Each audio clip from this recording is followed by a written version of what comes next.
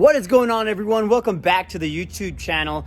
Today we're kind of doing a little bit of a continuation video where we lifted up the rear end, of course, and now we've got to lift up the front end. We've got a little bit of rake. We got the weight, of course, that I was talking about there on that last video, and we've added the tent, we've added the rack, and of course any type of camping gear that will hold up on the rear and not sag. So we're trying to fix this little kind of rake situation that we've got here where the rear end is, of course, a little bit higher than the front end. So basically what we're doing here today is installing a Diff drop kit. So it's something that, of course, has been 50-50 on forums and things like that, things you should do, you shouldn't do, or anything like that. But what we don't want to do is stress out the upper control arm and that shock lower control arm and CV axle, so that way we don't have to stress those guys out, and then also basically get the lift we want. On top of that, we're also going to be adjusting the actual shock itself to go down a little bit more to give it just a little bit of lift, maybe around 2 or 3 turns,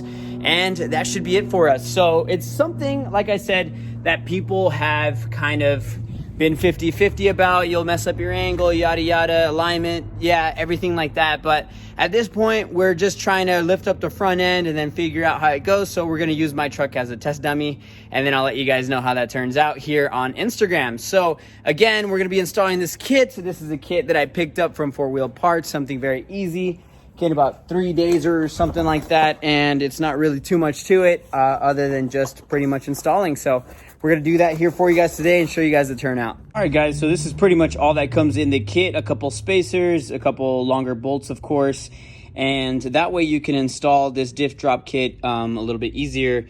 And basically, as we were talking about earlier, avoid CV boot wear, because we don't want that angle to be too crazy after lifting up that front end. So right now the angle's okay, it's not really too stressed out or anything like that, and we want to basically keep it that way. But as we lift up, the angle will start to go further and further down, stressing this little portion of the CV boot itself more and more. So what we're going to be doing is installing that kit, of course, and pretty much getting that to basically stay in the place that it's at.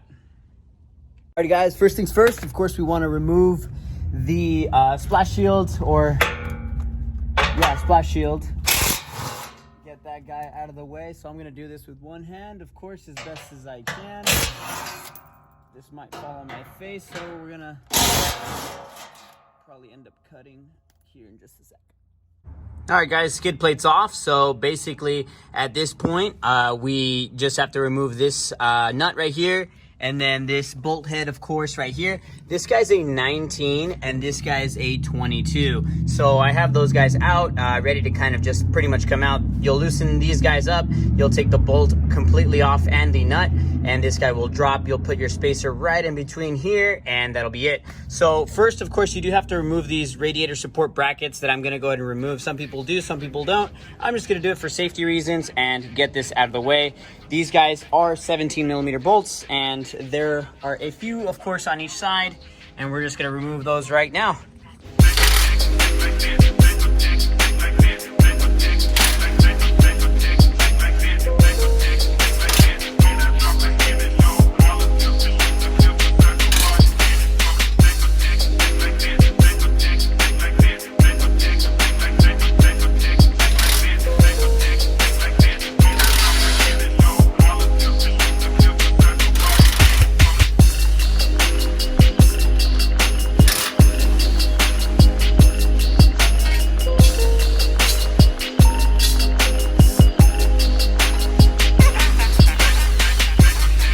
Alright, guys, as you guys can see, just wanted to show you guys a little bit of a better view. So we moved the camera, nuts right here, the bolt head is right here. We're gonna go ahead and remove that, drop this guy here really quickly, 19 and 22, and let me try and do this while also not getting in your way. See how it's dropping, and we've got it out. Okay, with that you should be able to slip it right in with the provided bolts and go from there. All right, guys, spacers in with the new bolt, of course, right in the bottom, new nut, of course, right up top. So we're all good on that side. Disclaimer, I did have to actually remove the splash shield for the Diff itself, so I got to put that guy back on. Plus, We'll actually have to put a spacer on this piece right here so that it can reattach properly. And then we may or may not have to modify this guy, of course, because this guy may be in the way right over here. So, of course, that radiator support has to latch on right over here and may get in the way. So we might have to chop that down just a little bit, but we're going to do that right now and see how this turns out. So I got the radiator support just kind of hand tight right now to show you guys that I did actually have to cut this. Hopefully this can focus that bracket, of course, so that it can pretty much have mobility up and down. That way you guys can attach. Before I didn't have that, so I wasn't able to basically move this, kind of scoot it forward just a bit so that these bolts can go in just fine. So now with this small little cut, of course, now we're able to do that. So perfectly fine, and we're all good. Now just pretty much putting everything back together. All right, guys, so everything's tight. Everything's good here on this side. Everything's hidden up again, so we're good on that side. And I just want to show you guys way better angle than it was before. Of course, that CV in the inside was a little bit more angled out. So with this, it's almost evened out, and I'm still at the same lift, which is what's pretty crazy about these kits. So now we're going to lift up that shock and turn it a few times. That way we can get that a little bit higher and with less stress on that CV axle. All right, guys, so I got the jack, of course, on one side. This wheel is completely off the ground, and right now what I'm basically going to be doing is turning this guy around with a this is pretty much a punch, I believe is what they call it, or a spanner wrench. This one's actually from King itself, so it just has the size. You poke this guy and you turn back. So that's pretty much how you adjust the preload on a shock, of course, and we're going to do that a few times here just to kind of give it a little bit more lift. As this guy keeps going down, it's going to lift it more. So that's going to be pretty much it. So we're going to do that here in just a few moments. Just a quick little tip. Of course, if you're doing this, you're going to want to WD-40 this guy. That way it goes in through the threads and makes it a little bit easier as dirt and dust and debris gets in there. It makes it a little hard. So what you're going to want to do is put WD-40 inside there, kind of put it all up in the seams, and then it'll make it a lot easier. That way you can just pretty much just turn a little bit freely and get your adjustment that you want.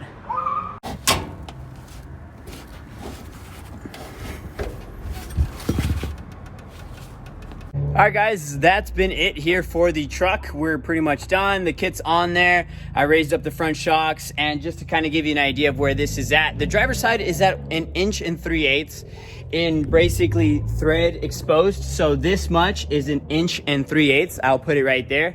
And then we have the driver's side, of course, at 1.5 inches. That's pretty much even, of course, on both front sides. So that pretty much evens out the front end. And of course, the main part, the axle still looks okay. It's not really anything bad or anything like that. I went 1 turn instead of 2. I did 2 turns, found out that it was just a little too stressful for the shock, the axle, and then also the upper control arm. So brought it back down. It still has a little bit of a lean, but it's not that aggressive anymore. So now I'm going to show you how the, of course, kit turned out and how the truck overall looks with the new, of course, turn on it. The main concern of buying this Rev Tech,